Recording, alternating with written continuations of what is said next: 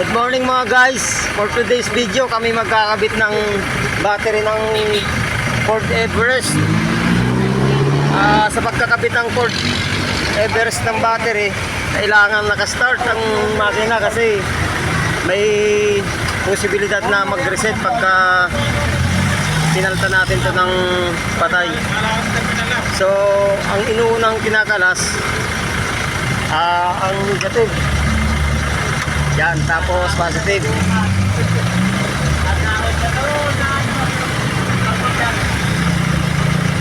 Basic lang naman po ang pagkakalas dito. Basta wag din ang mabaliktad ang pagkakabit. So yan mga guys, kinabit na po ang bagong battery. Amaron mga boss ang pinalit. Ayan mga guys, konting linis din ng konti para mas maganda ang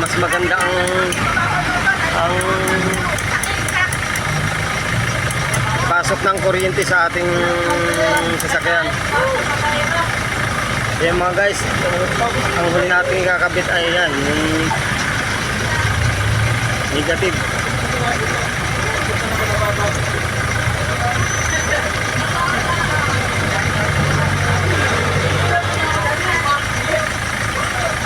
Yan guys, ang aming tagapagkabit si Brother Russell na sobrang pogi. Yan.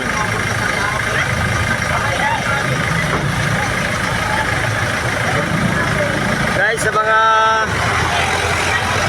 gustong magpapalit, andito lang po kami sa Amaron, sa Pansingin, Lipa City.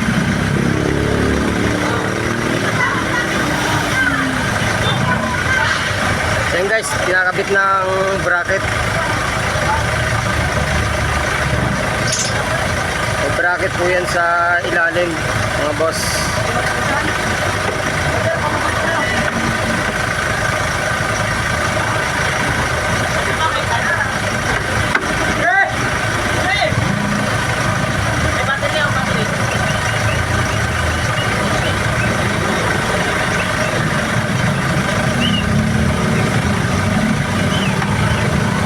Papatay po. Tapos nabuhay ulit.